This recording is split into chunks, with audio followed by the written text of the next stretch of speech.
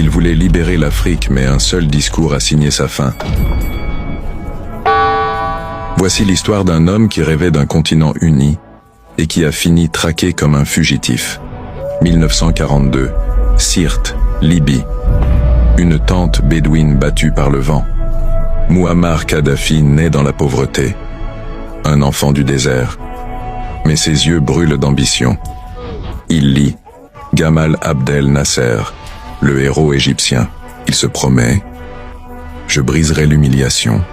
Je rendrai sa dignité à mon peuple. » 1969. À 27 ans, il passe à l'action. Un coup d'État sans une seule balle. Le roi Idriss Ier est renversé.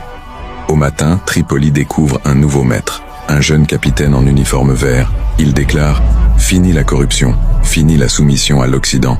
Et le peuple y croit. Les premières années sont un miracle. Le pétrole finance tout. École gratuite, médecine gratuite, maison pour les familles pauvres. La Libye devient l'un des pays les plus riches d'Afrique. Mais derrière cette prospérité, une autre réalité s'installe. Kadhafi ne partage pas le pouvoir. Il le confisque. En 1973, il publie son livre vert, 3 volumes qui abolissent partis et parlements. Le peuple gouverne directement, dit-il. En réalité, tout passe par lui. Ces comités révolutionnaires font régner la peur. Un mot contre le guide, et on disparaît. Puis il regarde au-delà de la Libye. Il veut unir le monde arabe. L'Égypte, échec. La Syrie, échec. La Tunisie, échec. Alors il change de stratégie. Il se tourne vers l'Afrique. Et là, il rêve plus grand que jamais. Il finance des routes, des hôpitaux, des universités.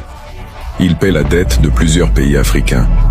Il parle d'une monnaie africaine, adossée à l'or libyen.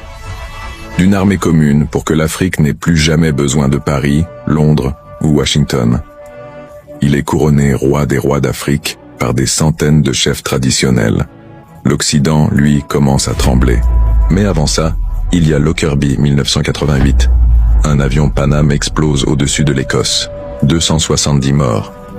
Les États-Unis et le Royaume-Uni accusent Kadhafi. 2 agents libyens sont désignés. L'ONU exige leur extradition. Kadhafi refuse. Jamais un Libyen ne sera jugé par l'Occident. Résultat, sanctions, embargo, isolement total. Pendant 10 ans, il résiste. Mais l'économie s'étouffe. Alors en 1989, il cède. Il accepte un procès dans un tribunal spécial. En 2003, il reconnaît la responsabilité de son régime et indemnise les victimes. Le monde le réhabilite.